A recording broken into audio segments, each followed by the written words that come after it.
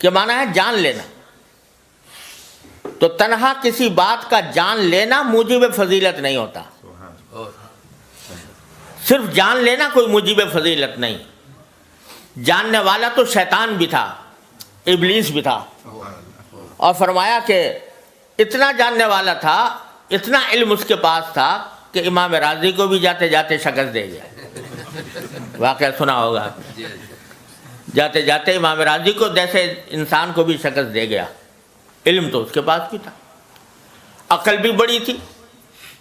عقل ایسی تھی کہ اگر اس کے دلیل کو جو اس نے اللہ تبارک و تعالیٰ کے سامنے پیش کی خالص عقل کی بنیاد پر رد کرنا چاہو تو کوئی راستہ نہیں کہ خلقتنی من نار و خلقتہ من طین.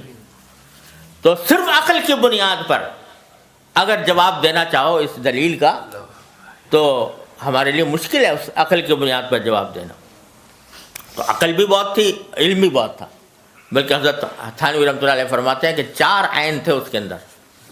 عالم بڑا تھا, عین عالم کا, اور عاقل بڑا تھا کہ دلیل ایسی پیش کر دی, اور فرمایا عابد بڑا تھا کیونکہ روایات میں ہے کہ پہلے عبادت بھی بہت کرتا تھا. تو عالم بھی تھا, عاقل بھی تھا, عابد بھی تھا. فرمایا چوتھے عین کی کمی تھی کہ عاشق نہیں تھا. اگر عشق ہوتا تو پھر یہ نہ کہتا کہ خلقتنی من نار و خلقتہ من طین. تو میرا خالق ہے, تو مجھے جو حکم دے رہا ہے, میرا کام تو یہ ہے کہ اس کے آگے سر جھکا دوں. تو عالم تھا, عابد تھا, عاقل تھا, مگر عاشق نہیں تھا. اس کے نتیجے میں اتنا گمراہ ہوا اور اتنا خار ہوا. تو علم تنہا جان لینا یہ کافی نہیں, فضیلت کا معیار نہیں. اور اگر یہ ہوتا تو ابلیس بھی بڑا ہوتا. علم کے لحاظ سے آپ دیکھ لو, یونیورسٹیاں یہاں پر بھی ہیں, اسلامک اسٹڈیز کے شعبے اس میں جو قائم ہیں, اور امریکہ میں بھی قائم ہے. مستشرقین اس کے اندر جو کچھ تحقیقات لکھ رہے ہیں, جن کتابوں کے حوالے دیتے ہیں, بعض اوقات ہمارے اچھے اچھے علماء کو بھی ان کتابوں کا پتہ نہیں ہوتا. ایسے ایسے مقالات لکھے جائیں. علم ہے موجود. تو تنہا علم کافی نہیں, بلکہ جس چیز کو حاصل کرنا ہے, فرمایا لیتفقہوا فی الدین, دین کی سمجھ حاصل کرنا. وہ دین کی سمجھ محض کتاب سے نہیں آتی, محض علم سے نہیں آتی. وہ دین کی سمجھ رکھنے والے کی صحبت سے آتی ہے. وہ جس کے پاس دین کی سمجھ ہو. وہ سمجھ کیا ہے؟ وہ سمجھ یہ ہے کہ کس وقت میرے دین کا مجھ سے کیا مطالبہ ہے, کس وقت دین کا کیا مطالبہ ہے. اس وقت وہ جو متقاضا اور جو مطالبہ ہوتا ہے, اس تقاضے اور مطالبے پر عمل کرنے کا نام ہے تفقہ فی الدین. حضرت حکیم الامت مولانا تھانوی رحمۃ اللہ کے زمانے میں ایک بستی تھی جہاں پر ارتداد کا فتنہ پھیلا ہوا تھا, زبردست ارتداد, لوگ مرتد ہو رہے تھے. تو وہاں کچھ لوگ تھے کہ جو ابھی مرتد کھلم کھلا نہیں ہوئے تھے, مگر انہوں نے کافروں کی سی باتیں شروع کر دی تھیں.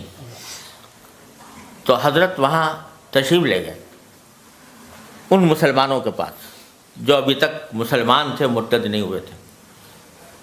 ان سے کہا بھائی تو ہم نے سنا ہے تم لوگ, وہ شدھی کی تحریک چل رہی تھی, تم شدھی کی تحریک کے اس میں اسلام چھوڑ رہے ہو؟ تو نا جی نا, ہم تو مسلمان ہیں.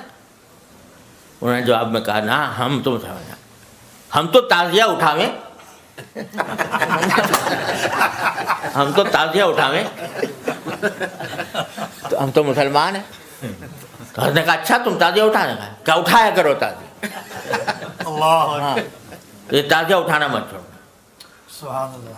اب بظاہر تو تعزیہ اٹھانے کا فرمانا کہ بھائی تعزیہ اٹھایا کرو, یہ بدعت کہو اس کو, رسم کہو, جو کچھ کہو, اس کا جواز نہیں. لیکن فرمایا کہ اس وقت کفر اور اسلام کی علامت بن گیا ہے یہ. تو اگر ان کو اس وقت تعزیے سے روکا جائے گا تو یہ سیدھے مرتدات کی گود میں جائیں گے. اور اس وقت اگر ان کو کم از کم اس پر روک دیا گیا تو آگے پھر ان کی اصلاح کا راستہ نکلے گا. تو یہ ہے علم میں اور تفقہ فی الدین میں فرق کہ کس موقع پر دین کا کیا تقاضا ہے اور دین کا کس چیز میں فائدہ ہے. تو اس بات کو اختیار کرنا یہ تفقہ فی الدین ہے.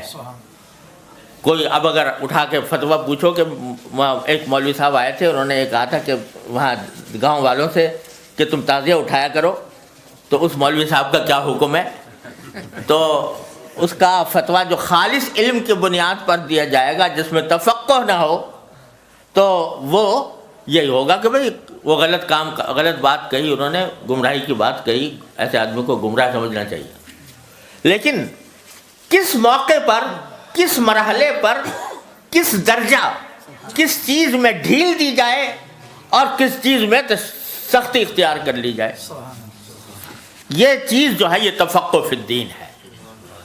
اور یہ تفقہ فی الدین صرف کتاب پڑھنے سے حاصل نہیں ہوتا، یہ صرف درسگاہ میں بیٹھ کر ڈگریاں حاصل کرنے، اسناد حاصل کرنے سے حاصل نہیں ہوتا، یہ بزرگوں کی صحبت سے حاصل ہوتا ہے. نہ کتابوں سے، نہ کالج سے، نظر سے پیدا دین ہوتا ہے، بزرگوں کی نظر سے پیدا. تو وہ در حقیقت وہ سمجھ ہے جس کو حاصل کرنے کا حکم دیا گیا کہ لیے تفقہوا فی الدین، دین کی سمجھ.